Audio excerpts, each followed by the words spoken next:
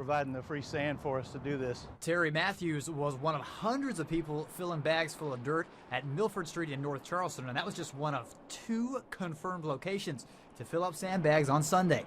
We're right on the Ashley River, so I just think I'm better be safe than sorry.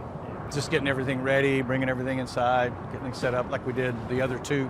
The dirt pile at the Public Service Building on Milford Street, it's one of 2 spots you can fill up your sandbags today. And Charleston County officials say they plan to add even more spots to fill up these bags on Monday. Flooding can occur outside of evacuation zones. Mario Formisano says Dorchester County will release sandbag locations Monday morning. He says 85,000 Dorchester County residents are at risk of storm surge, but he cautions sandbags can only do so much. Setting up sandbags is not a guarantee to save your home from flooding. So it's very important that you know your evacuation zone. I gotta do one more in that one. One more makes 10 25-pound bags for Terry Matthews. Watertight protection he hopes he'll never need. It's always good to be prepared and be ready to go. Right there. It's always good to be prepared. I think I would agree with that statement there. Okay, everybody. Well, Florida is also bracing for the impact of Hurricane Florence. Let's get an update from there. Hear the crash. See the waves slamming down. They look small from out here, but they're definitely bigger out there. Kate Barbier getting her surfboard into the water and bringing a friend. It's her first time surfing. The 2 feeling the power of the ocean. There was one wave that hit me under, and when I surfed it, she was like 30 feet away from me. And I was like, what happened? Where am I? Volusia County Beach Safety says they're dealing with rough conditions because Hurricane Florence is approaching the east coast of the U.S. We may miss the storm itself, but we will definitely get the impacts from the surf and the surge, and we will experience high tides. Captain Andrew Etheridge says lifeguards pulled an unresponsive 64-year-old man out of the water this afternoon, and he later died. And he says 2 people were hurt when they were tossed around in the waves, a surfer injuring his neck and a woman fracturing her arm. A mother was down just playing in the waves and got slammed by a wave and driven into the bottom. So that kind of gives you an indication how strong these waves are and the impact that it can have. And conditions on the beach are expected to get even more dangerous over the next week. Today they're forecast at about 3 to 4 feet. And by midweek and toward the end of the week, they're expected to be 6 to 9 feet. Lifeguards want people to know the risks that'll come with getting into the water. I don't go past the limits of what I feel I can handle. You know, I respect the ocean. It looks so beautiful out there, everybody, so it's kind of hard to watch those reports where people are still trying to get a little bit of fun in, enjoy the waves, enjoy the beach, and then you just think about what could be looming ahead in the days to come. Going to continue to track Florence, monitor any developments out of the East Coast, but meanwhile, President Trump taking to Twitter to defend his administration a day before a new book on his presidency is released. Fox News correspondent Lauren Blanchard is in Washington with more. President Trump on Twitter early this morning, touting the economy, slamming Democrats, and calling his White House a, quote, smooth-running machine. This series of posts coming as the president faces increasing pressure ahead of the release of Bob Woodward's book, Fear Trump in the White House. President Trump calling it a joke and says he'll write his own book on his presidency. The accomplishments of this president in the first 20 months would be impressive by any measure. But under the constant assault and attack that we all absorb, they're that much more remarkable. All this coming as fallout continues over the anonymous op-ed published last week by the New York Times.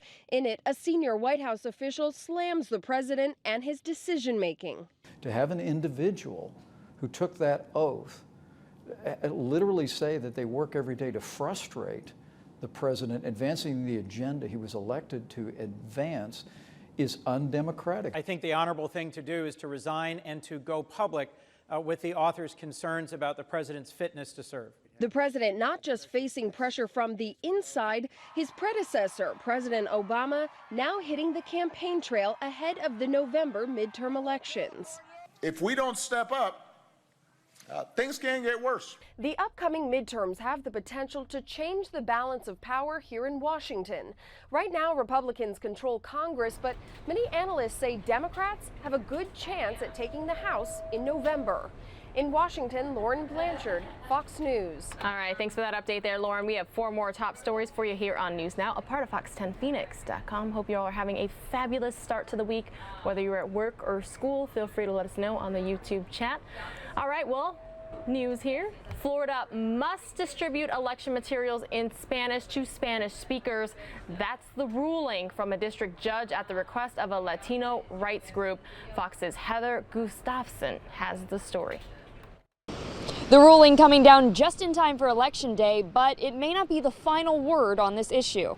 Tonight, voting rights advocates commending the swift ruling from District Judge Mark Walker. In the ruling, the judge orders all Florida counties to comply with the 1965 Voting Rights Act and provide voting and election materials in both English and Spanish. Everything that you expect to receive in English, a Spanish speaker should be able to expect that information as well. The ruling in reaction to a lawsuit filed by the Latino Justice Group last month, which named 32 Florida counties, stating they did not provide Spanish language ballots and other materials. One county named in the lawsuit, Lake County, says they've been complying all along, and the supervisor of elections, Alan Hayes, says this ruling won't even affect them. Here in Lake County, it's no big deal at all because for the primary, we had Spanish language sample ballots in every precinct. We had translation services available through early voting and on Election Day, and we've had bilingual poll workers in the polling places as well. Hayes says having the ballots in English and in Spanish would not only use up more materials, but it would confuse voters. It costs money, but more importantly than that, it's offering many more chances for inaccuracies to come in. But the ruling only extends to sample ballots. The court stopped shy of ordering a full compliance because of deadlines facing election officials this November. We know that this was a compromise. However, Kira Romero Kraft, the managing attorney for Latino Justice, says next year they may be pushing for ballots in both languages. It's got to be able to be understood. And here in Orange County, the supervisor of elections says all of their voting materials and their ballots were already bilingual before the lawsuit. In Orlando, Heather Gustafson, Fox 35 News. All right, Heather, thanks so much for that update there. This next story is about a Mississippi high schooler making highlights on the football field in more ways than one.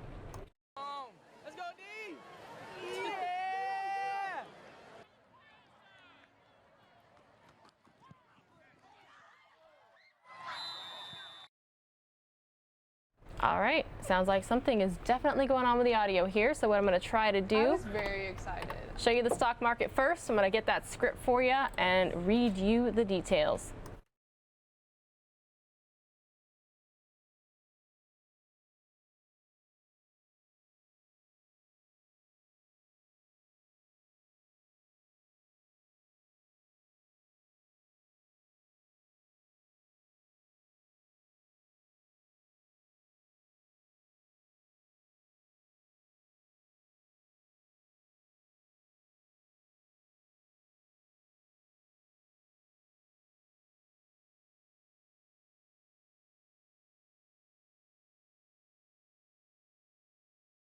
All right, I found it. Everybody ready? So what I'm going to do is I'm going to play the video here, have the audio down a little bit while I read to you this top story.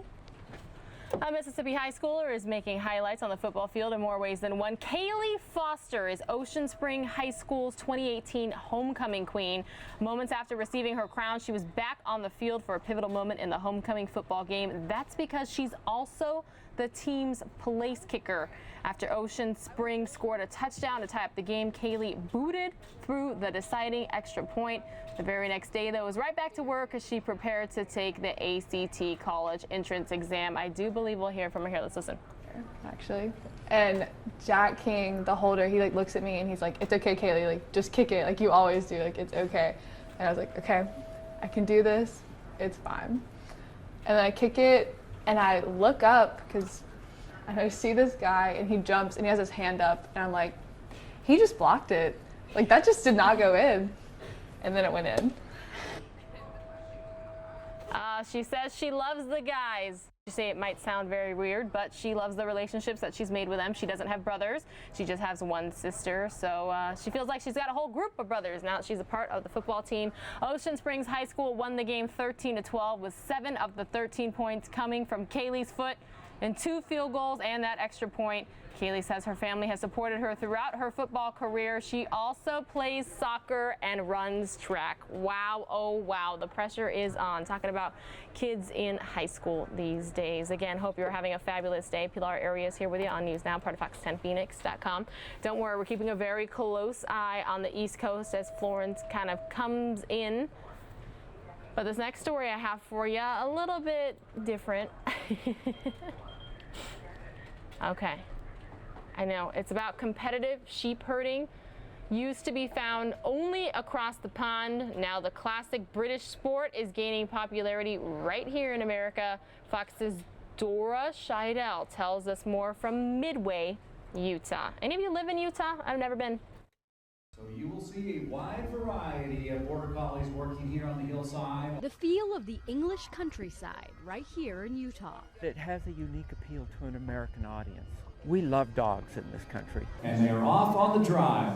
Dozens of sheepdogs took to the hills of Midway for the Soldier Hollow Classic. The sport was created in the United Kingdom, but it's grown in popularity around the world. People come to this event with all kinds of dogs in their own homes, but they fall in love with these little collies up on the hillside, working their hearts out. The competition celebrated its 16th year in the Heber Valley last weekend. Founder Mark Peterson says around 30,000 people attend the 3-day event. And if you say Soldier Hollow, usually the first thing they say is, oh yeah, and they say, is it as big as they say it is?